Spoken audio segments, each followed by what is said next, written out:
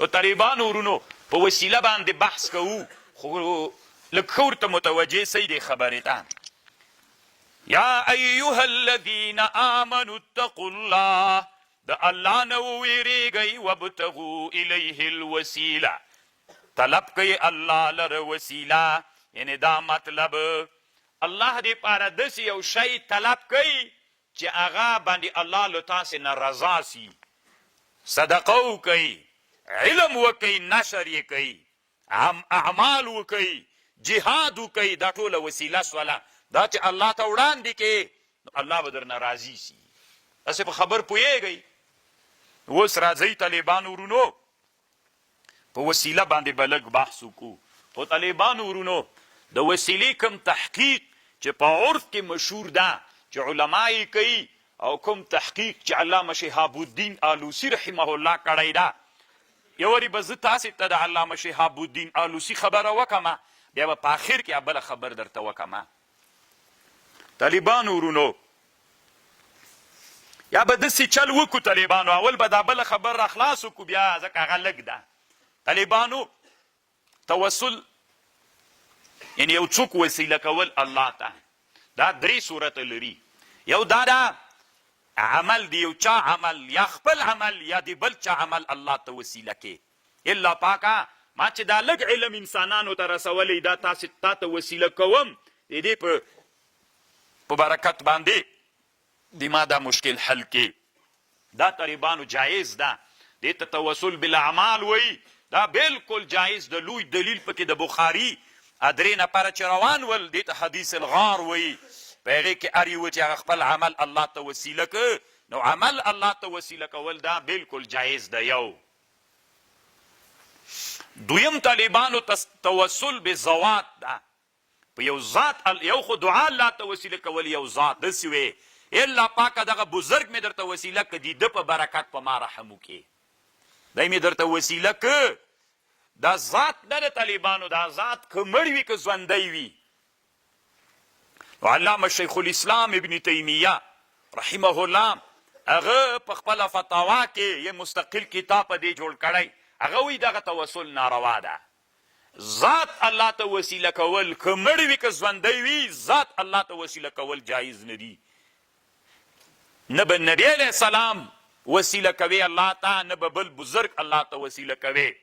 نو علامه ابن تیمیه چې دا خبر کړی ده د اسلامي امت علما راجګ شوي و ابن تیمیه باندې ډېر ردونه کړي دي او کتابونه یې په رد کې پې جوړ کړي دي. علامه امام سوبکي وایي وی کومه خبر چې علامه ابن تیمیه کړې دا غلطه خبر ده، خو طالبانو چا په دنیا کې د ابن تیمیه دفاع کړې ده، چا ردونه پې باندې کړي دي.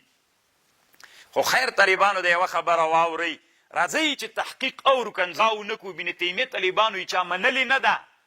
هغه په دغه باب کې تحقیق علمي د قرآن و حدیث نه استدلال کړی ده. صحیح ده د جمهورو نه به خلاف کړی وي، اما د استدلال په بنا یې دا خبره کړې، اجتهاد یې کړی.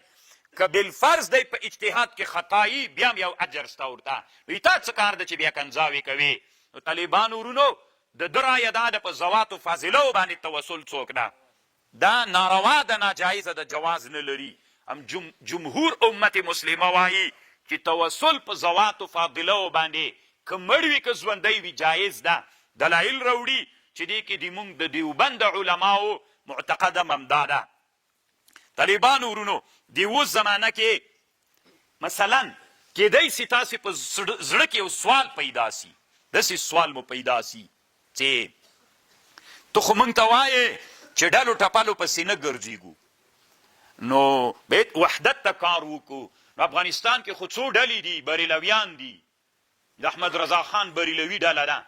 طالبانو احمد رضا خان بریلوي، بریلو په هند کې یو ځای ده، اصلي احمد رضا خان بریلوي قندهاری و. طالبانو دی د قندهار نه بریلو ته تللی ده، دی ښه عالم و. طالبان خو ډېر متشدد او دا بدعتونو باندې طالبانو داسې ډېر خوند ورکه او ډېر ضدي سړی و. طالبانو داسې ضدي سړی و، علماو فتوا ورکړله چې هغه جایز نه ده څه ورته وایي. دا عبدالمصطفی او عبدالاحمد نومونه کې ښودل جایز نه ده. د له ضد نه په ځان باندې نوم عبدالمصطفی کې ښوده، کتاب یې په ضد جوړ کړ.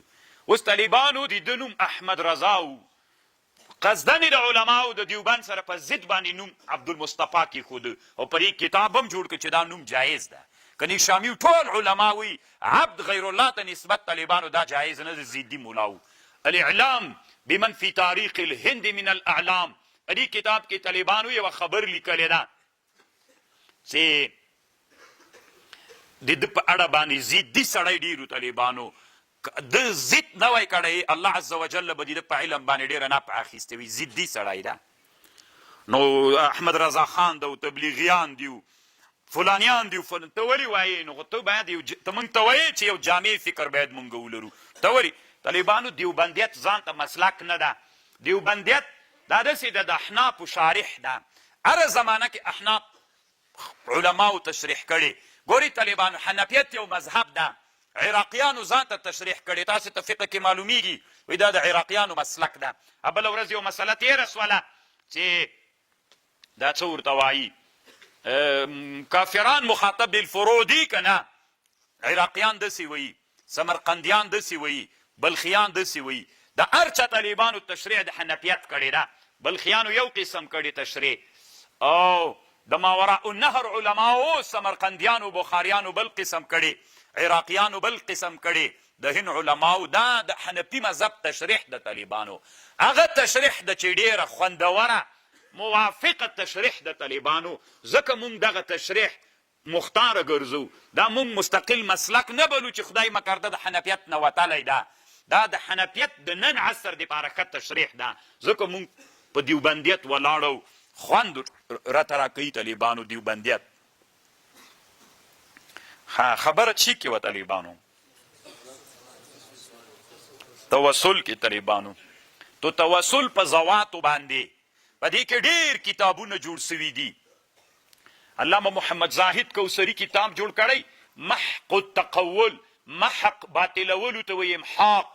تقول له ځانه جوړه سوې خبرو ته محق التقول. په مسئله د توسل کې ډېر تمرکز یې په دې کتاب کې رد په شیخ الاسلام ده. زه خپله طالبانو زاهد کوثري سره مینه لرم. قدیمه عادت دا ده چې علما ما ته خوند راکوي، ډېر محقق ده. خو یو ټکي باندې مې ښه نه ترې راځي طالبانو کله کله د شیخ الاسلام په حق کې بېادبي ډېره کوي. د ګمراهي فتوا پې باندې کوي طالبانو. مسله د علمي اختلاف وکړه، کنځاوې نو ولې کوي؟ دغه یې طالبانو ښه کار نه ده. نور علمیت ته احترام لرم. نو طالبانو ورونو زموږ د دیوبند علماو یو عقیده ده المهند علی المفند. دا داسې چل و د مکې علماو ته د مکې مکرمې علماو احمد رضا خان بریلوي خط ور ولېږه. ممکن هغه زمانه کې عثماني خلافت واکمن و. نو خط یې ور ولېږه احمد رضا خان بریلوي خپل حج ته تللی و.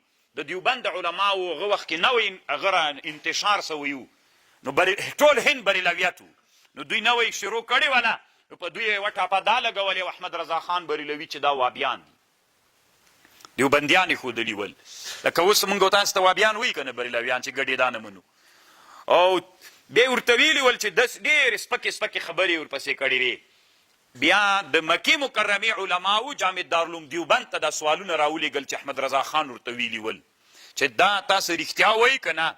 بیا د دیوبند علماو علامه خلیل احمد سهارنپوري صاحب ته امر وکړ چې ته د دې سوالونو ته جوابونه وکړه او دا کتاب به د دیوبند معتقد سي. بیا کتاب جوړ کړ المهند علی المفند.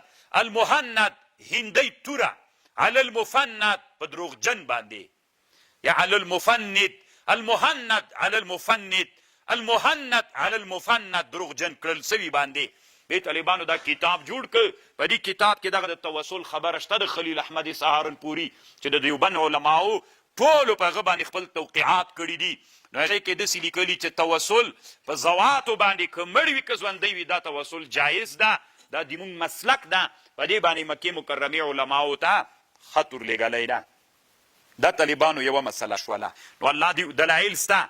الله دوی دلایل دا ذکر کوي. نور ډېر سته. مشهور دلیل دا ده اللهم انا نتوسل الیک بعم نبینا. د بخاري حدیث ته صحابه به ویلې مونږ توسل کوو تا ته په تره د نبي باندې.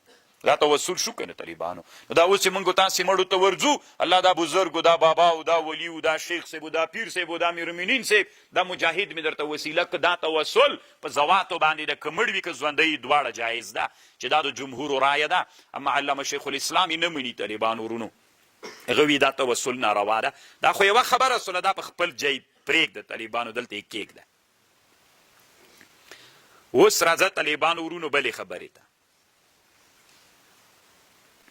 د علامه شهاب الدین آلوسی رحمه الله خبرې ته راځئ چې علامه شهاب الدین آلوسی څه وایي. طالبانو استغاثه دا وسیله نه ده. استغاثه کومک له مړو نه غوښتل یا له غایبو له مړي نه کومک غوښتل. مثلا یو سړی مړ ده، ته داسې ورته ووایې ای مړیا، ای بزرګه، ما ته تل الله نه وغواړه چې ما ته زوی راکي، که نه له دوی نه کومک غوښتل. ګوره یو خو هغه تیر تحقیق هغه خو م واورېده، دا د شهاب الدین آلوسی رحمه الله تحقیق واورئ. دی څه وایي؟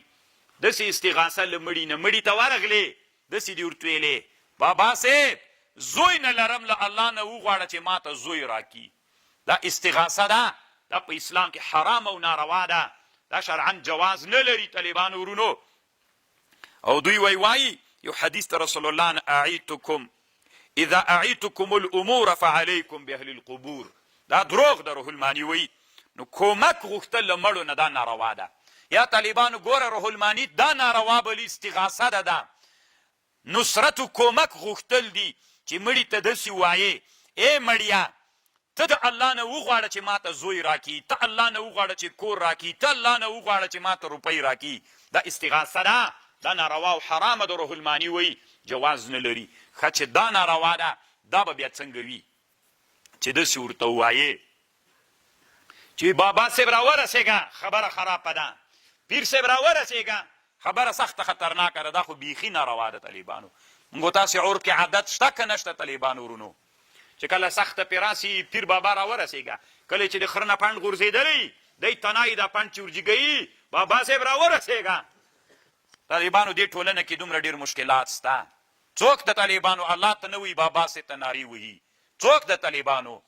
یو ملا تقریر کړی و، وي څوک چې ډېر شرک یادوي دا 80% پنجپیرۍ که څومره ښودلی وو، دا اوس طالبانو پنجپیریت ده.